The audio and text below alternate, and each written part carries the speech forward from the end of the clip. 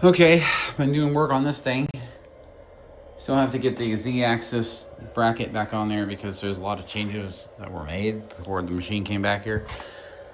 But I did replace this rotary switch, got it soldered in. Let's home it.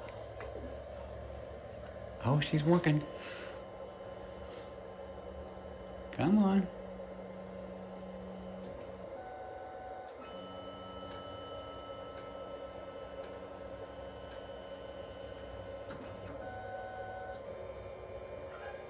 Oh, is there a home switch for Z? Probably not.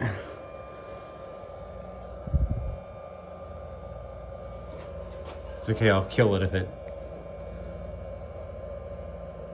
gets loud because I gotta put the bracket back on. Yeah, because there's no Z-axis stop. Okay, so we'll kill it right there. All right. So we know that it wants to go out in Z-axis because this is hooked up. So that's what it is, I think. Plus, I got to put a lot of stuff back together, but it is working.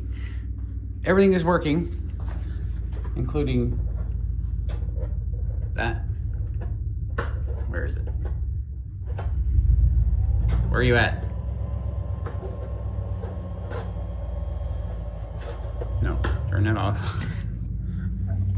Did I accidentally shut you off? Okay, yeah, all right. Okay, cool.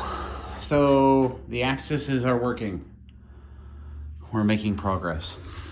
I just got to get that Z-axis stop on there.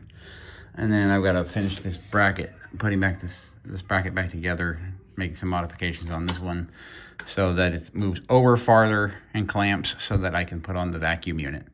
And then I can use the vacuum hose.